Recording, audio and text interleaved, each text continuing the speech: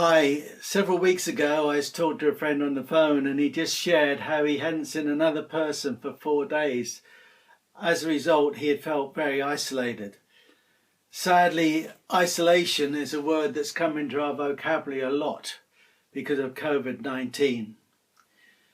When we look at the Bible, we see a guy called Elijah who actually self-isolated, but it wasn't because of a virus. A Queen Jezebel, had made a promise to take his life. And we read about it in 1 Kings 19 this way. Then Jezebel sent a messenger to Elijah saying, "So may the gods do to me and more also if I do not make your life as the life of one of them by this time tomorrow." Then he was afraid, and he arose and ran for his life and came to Beersheba, which belongs to Judah, and left his servant there. But he himself went a day's journey into the wilderness and came and sat down under a broom tree. And he asked that he might die, saying, "It is enough now, O Lord, take away my life, for I am no better than my fathers." And he lay down and slept under a broom tree. And behold, an angel touched him and said to him, "Arise and eat." And he looked, and behold, there was at his head a cake baked on hot stones and a jar of water. And he ate and drank and lay down again. And the angel of the Lord came again a second time and touched him and said, "Arise and eat, for the journey is too great for you."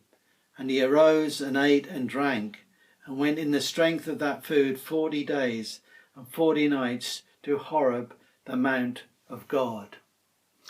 And we see this great guy, this great man of God, suddenly had God gone from having faith in God to fright and fear for his life because of what Queen Jezebel had said. We saw him going from fight to flight. He'd actually taken on 450 prophets of Baal. We'd seen him going from fame to failure. He'd had success because of that victory on Mount Carmel, but now he felt an utter failure. He'd been a man who'd based his life on facts of what God had said, and suddenly he let his feelings take over because he just wanted to die. He thought he was such a failure, there was no more point to living.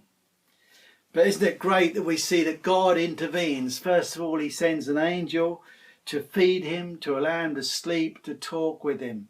And suppose we could get a little message there about mental well-being, how if we're feeling down, if we don't feel right, we should actually make sure we eat properly, we sleep properly, we converse with other people, and we take some exercise.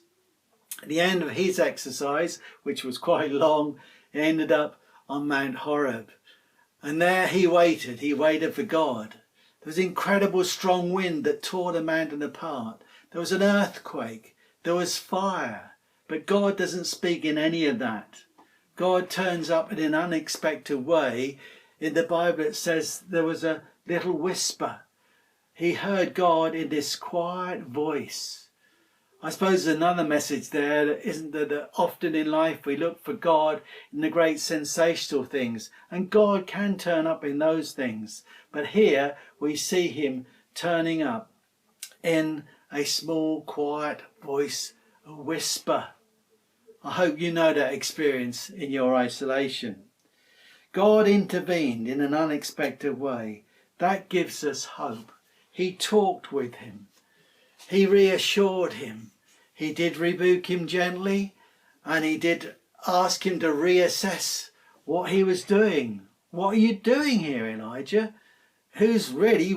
What's the point of being here? What are you up to? But he reassures him. Elijah thought he was going to be the only, in our language, Christian around. God tells him there'll be 7,000 others. But God renews his call and reassigns him. He gives him jobs to do. He resources him as well. He says that he's going to give him Elisha. Elisha was going to follow on to replace Elijah, but he'd got to train him up first. God just stepped into that situation. He didn't write off Elijah.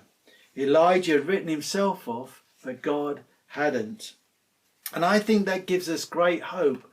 I don't know what your isolation is like. You may not have even felt it.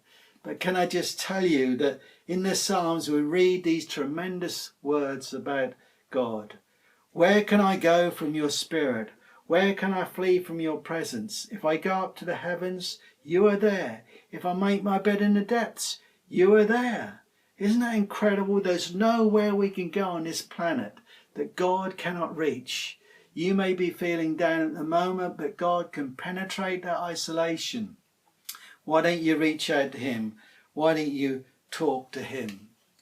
And it's ironic that at this time of year we're talking about God intervening in the history of the world by sending his son Jesus. And Jesus knew about isolation. Those words that we know are in Psalm 22 as well. He cries out on that cross to his own Father, my God, why have you forsaken me? Jesus knew about isolation, therefore he can understand my isolation when I feel alone, when I feel down. He knows what it's like to stand alone.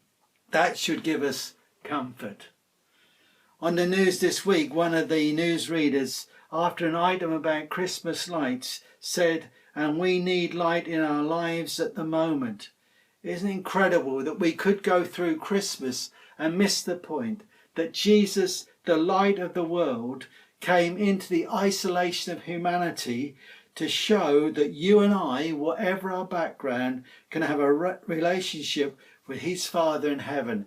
Isn't that incredible? We do not need to feel isolated. God is with us through Jesus, but he wants to be with us one-to-one if we open up our lives and let him in. Will we really have a happy Christmas this year by meeting up with Jesus? I hope so.